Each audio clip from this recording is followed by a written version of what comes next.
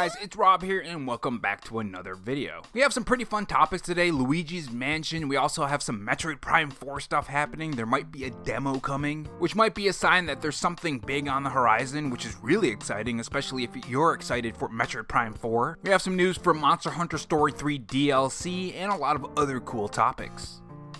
If you guys enjoyed this video, leave a like, it helps the video reach more viewers when you do, and if you want to follow me on Twitter, my Twitter handle is RoboRob93. Without further delay, let's get on to the topics.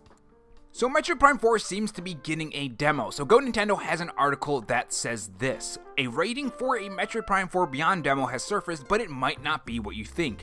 Release it to the public, Nintendo. Now, this is what Go Nintendo had to say. Metroid Prime 4 Beyond is coming to Switch and Switch 2 on December 4th, 2025, which means we're 5 weeks away from Samus's latest adventure. And that's actually kind of crazy that it is 5 weeks away, but one thing that I've been wondering, as we get closer to that date, December 4th, are we actually going to get a Metroid Prime 4 Nintendo Direct? Considering that they restarted development, the cost of development for Metroid Prime 4 would probably cost a lot more, so I would assume they want this game to do very well to recoup those costs, and of course they probably do want to push Metroid Prime 4 a lot more now, considering that the Nintendo Switch 2 is here, you have the mouse controls. It just makes a lot of sense for Nintendo to push one of their FPS titles, right? Which actually does make me wonder, when are we going to see that Splatoon spin-off? I know they were supposed to reveal more information later on, so we still haven't got that as well, but anyways, this is about Metroid Prime 4. Now, I have had comments in the comment section say that Metroid Prime isn't really a big IP, not like Mario or Zelda, and that's obvious, but if you look at Google Trends in the past 5 years, there is a slight increase in interest in this IP. Not just Metroid Prime, but the Metroid series as well. So when talking about a Nintendo Direct, I think this demo might actually be a sign that maybe we're going to be getting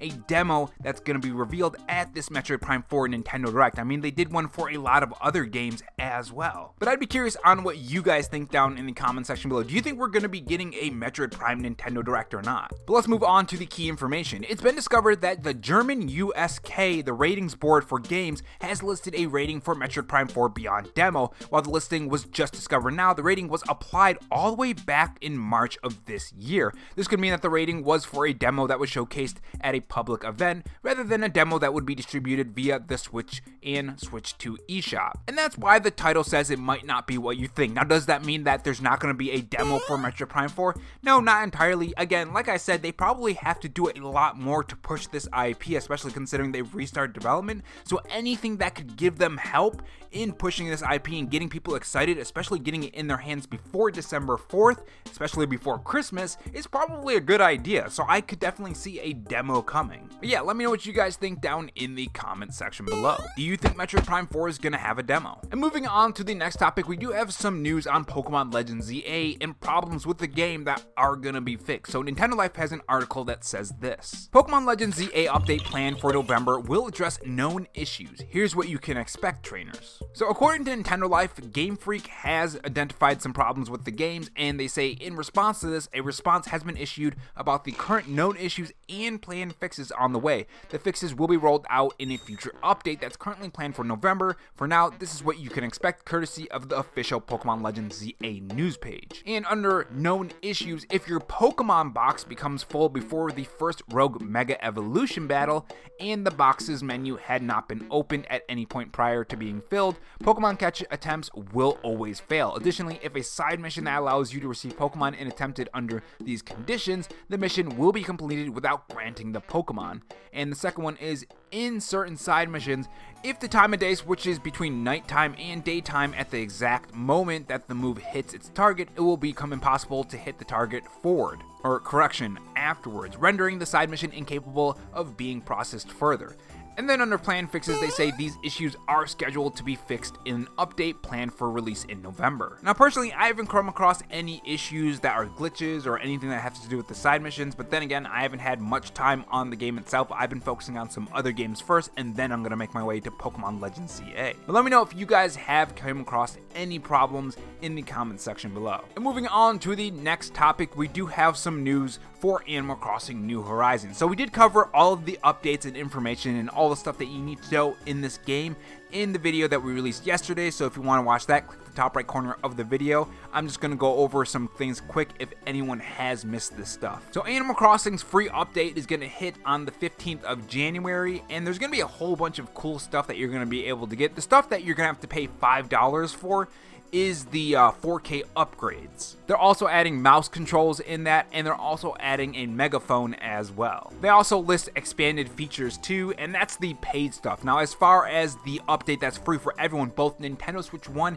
and Nintendo Switch 2, so keep that in mind. If you do have Nintendo Switch 1, you're not left in the dust. And there's a lot of cool stuff here, things where you can build your own islands with your friends in a dream state, so to speak. There's expanded storage, there's a hotel that you can decorate, and there's just a whole bunch of cool stuff. Even Rossetti is coming back. Again, if you guys want to watch that, I did a video to that yesterday. They're even adding some of the NES games. For those who played Animal Crossing on the GameCube, you know exactly what I'm talking about. The key here is that you're going to need the Nintendo Switch Online expansion pack for that, so keep that in mind. But with that being said, let me know what you guys think about the stuff that's coming from Animal Crossing, because I am personally excited for myself anyways. And moving on to the next topic, we have some information on Monster Hunter Story 3 DLC. So Nintendo Life says this: Capcom today opened up pre-orders for Monster Hunter Story 3 Twisted Reflections, and there's a teaser of some additional side story DLC coming our way later in 2026. The new trailer above finishes with a brief look at everything included in the game's deluxe and premium deluxe edition packages.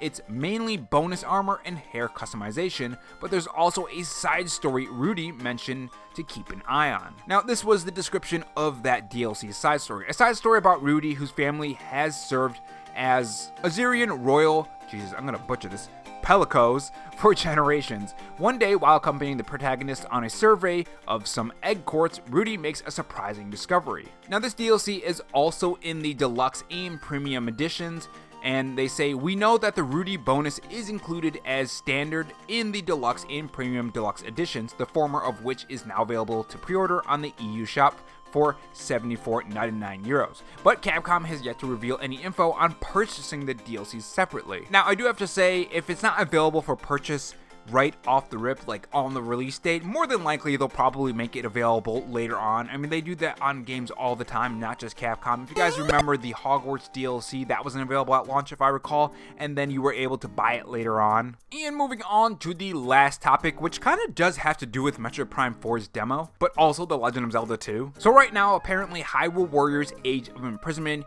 is on the Nintendo Switch 2 demo kiosk in like Target and other places. On Nintendo Switch 2 Reddit, it says Hyrule Warriors Age of Imprisonment demo has been added to Nintendo Switch 2 kiosks. And the reason why I mentioned Metroid Prime 4 is because this is one of those things, because they mentioned that in the article as well, that it could be a demo for like an event, but it could also be just for a kiosk that's around the launch or before launch too. That's another thing that could happen with that. Now, I actually am going to Target today, which is pretty interesting and kind of a weird thing, because I just came across this article just now, so it's kind of weird that I'm actually seeing this.